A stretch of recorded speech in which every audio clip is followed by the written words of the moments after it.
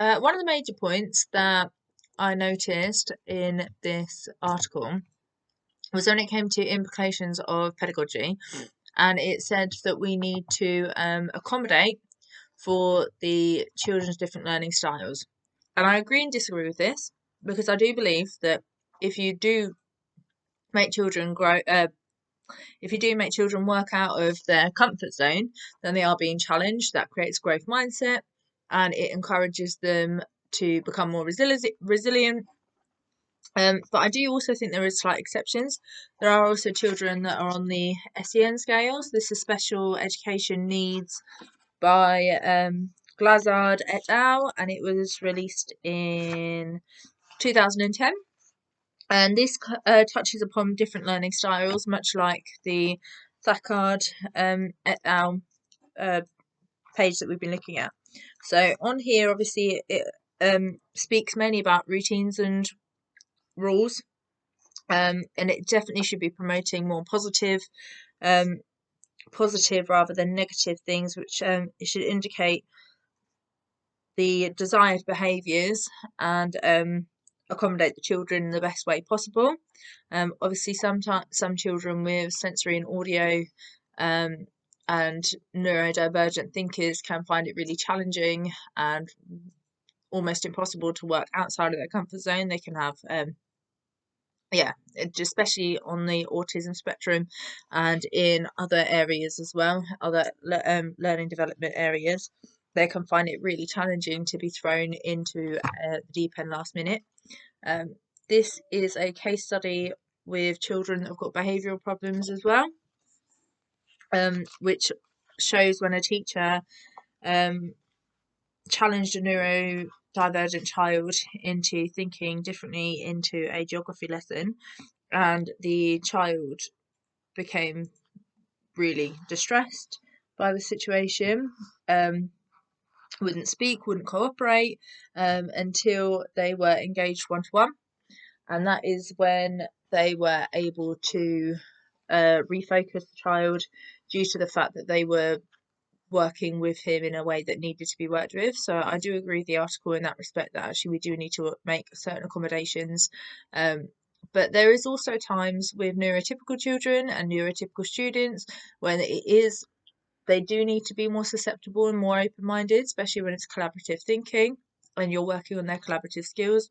You can't work in part of a team unless you're going to be open to everybody's ideas. One of the things that really struck me was when I was reading the class size debate, is smaller better?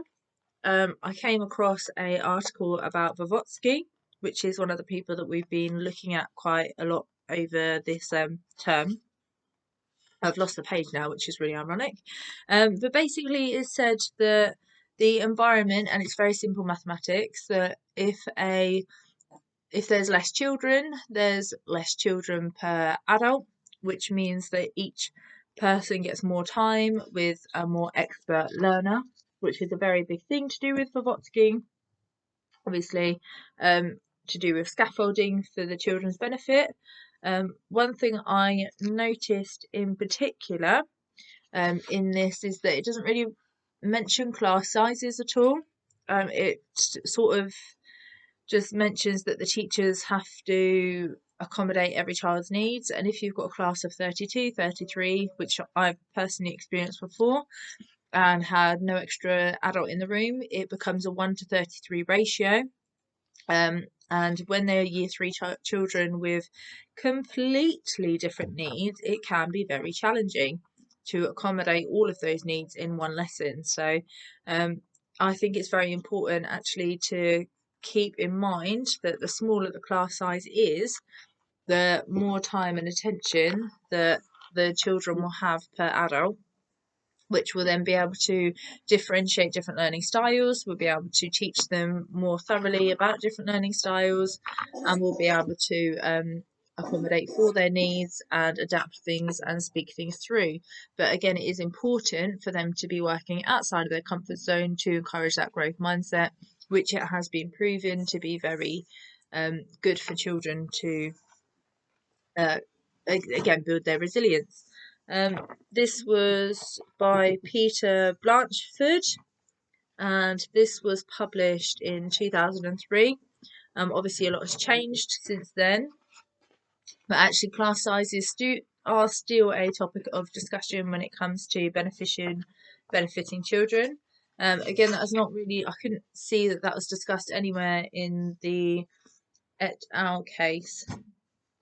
But yeah, I do think the amount and duration extended to the nature of children's interactions should be taken more into consideration. And actually, children should be taught how to learn in different styles and in different environments, because when it comes to a workplace environment, they may get thrown into a situation where they have to adapt quickly.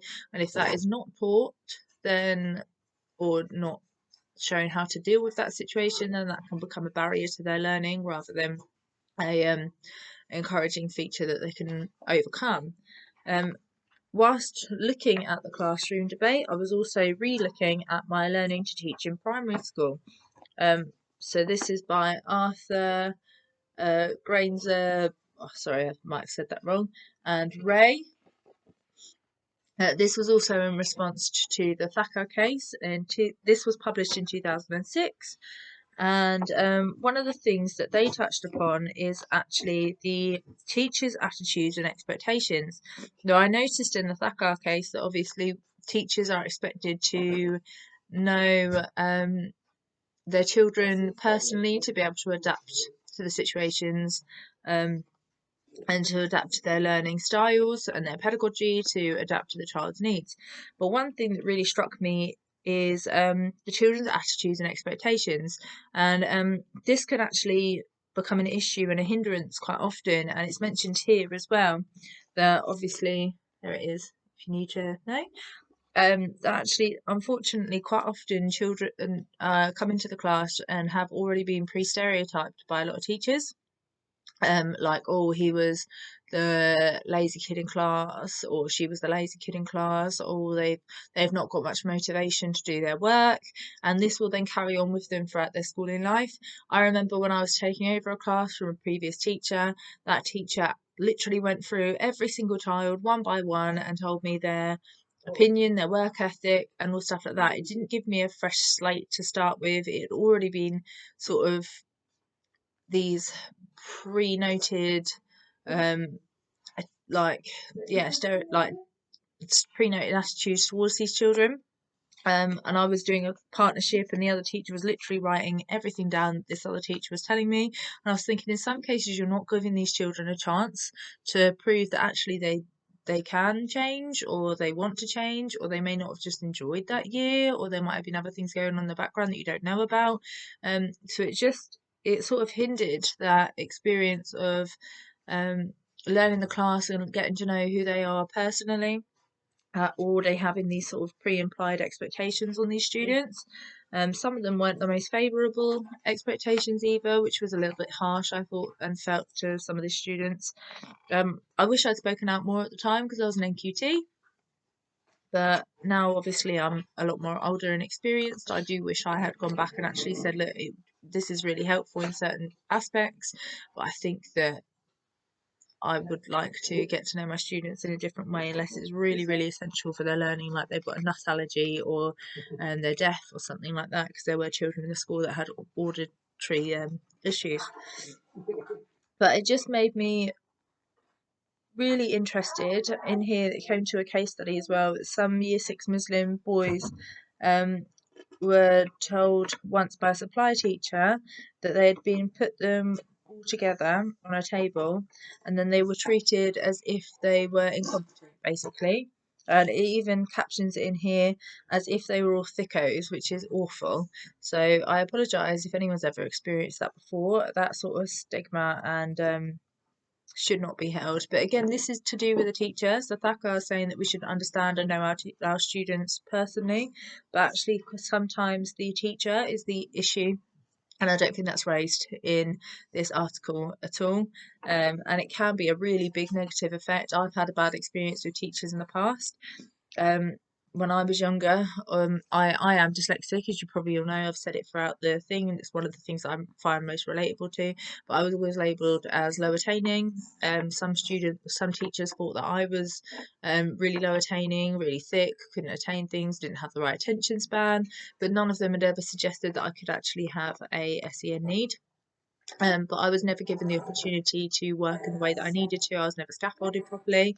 Um, but I actually think that people aren't set in one way of learning. Like in maths, I found it very good to go over things and keep going over things and keep writing things. In science, I found it very good to get hands in and involved and touch things. And I just found that in maths as well. But quite often, I will remember things that I've seen and heard more than I'll remember things that I've written down. So I don't think there's any one type of learner that you can be categorized into. I think depending on different subjects and different areas and what it is that you're trying to achieve, you need to use all different variations of learning. And if you're not exposed to those, if you're just sort of predispositioned as a kinesthetic learner, which this article is basically telling you to do, this person is a kinesthetics learner, they need to learn in a kinesthetics way. If you're never exposed to auditory or visual learning because of that categorization, then you'll never learn different techniques that you could use to overcome different challenges that you face throughout your educational journey. So that's sort of my feedback on this. I know it's a long video, so I do apologise. Thank you for staying with me for this long if you've made it all the way. But that is my feedback to the Thacker, especially to do with the chapter I mentioned before, which is the implications on pedagogy. Thank you. Bye.